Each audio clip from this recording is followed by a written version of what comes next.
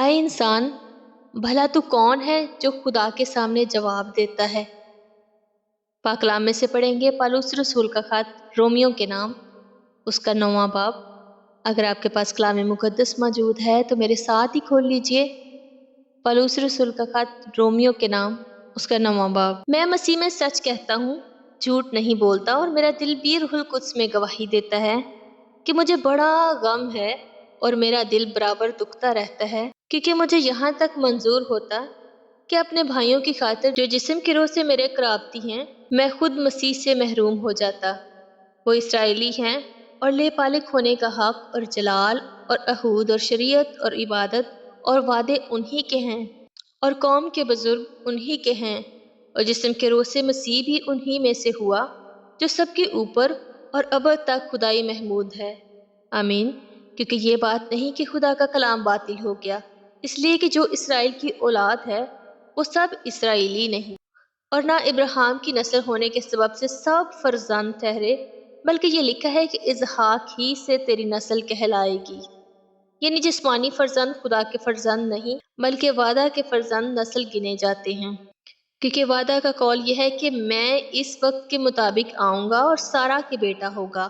اور صرف یہی نہیں بلکہ ربکا بھی ایک شخص یعنی ہمارے باپ اسحاق سے حاملہ تھی، اور ابھی تک نہ تو لڑکے پیدا ہوئے تھے اور نہ انہوں نے نیکی یا بدی کی تھی کہ اس سے کہا گیا کہ بڑا چھوٹے کی خدمت کرے گا، تاکہ خدا کا ارادہ جو برگزیدگی پر موقوف ہے اعمال پر مبنی نہ ٹھہرے بلکہ بلانے والے پر۔ چنانچہ لکھا ہے کہ میں نے یعقوب سے تو محبت کی مگر عیساؤ سے نفرت۔ بس ہم کیا کہیں؟ کیا خدا کے ہاں بے انصافی ہے؟ ہرگز نہیں، کیونکہ وہ موسیٰ سے کہتا ہے کہ جس پر رحم کرنا منظور ہے اس پر رحم کروں گا، اور جس پر ترس کھانا منظور ہے اس پر ترس کھاؤں گا۔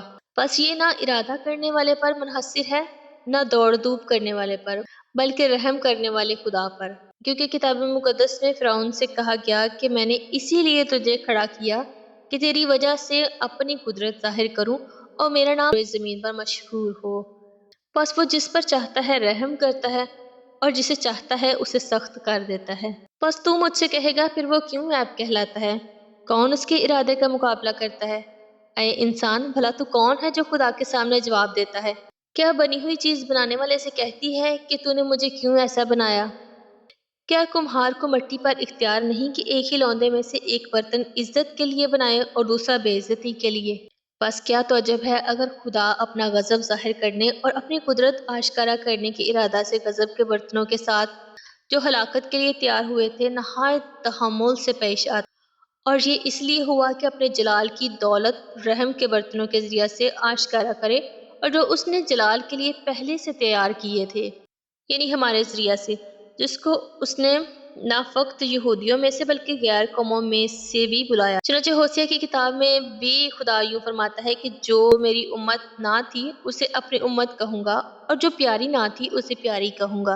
اور ایسا ہوگا کہ جس جگہ یہ کہا گیا تھا کہ تم میری امت نہیں ہو، اسی جگہ وہ زندہ خدا کے بیٹے کہلائیں گے۔ اور یہ سایہ اسرائیل کی بابت پکار کر کہتا ہے کہ گو بنی اسرائیل کا شمار سمندر کی ریت کے برابر ہو تو بھی ان میں سے تھوڑے ہی بچیں گے، کیونکہ خداوند اپنے کلام کو تمام اور منقطع کر کے اس کے مطابق زمین پر عمل کرے گا۔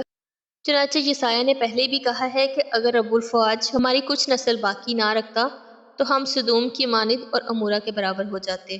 بس ہم کیا کہیں کہ غیر قوموں نے جو راست بازی کی تلاش نہ کرتی تھی راست بازی حاصل کی، یعنی وہ راست بازی جو ایمان سے ہے، مگر اسرائیل جو راست بازی کی شریعت کی تلاش کرتا تھا اس شریعت تک نہ پہنچا۔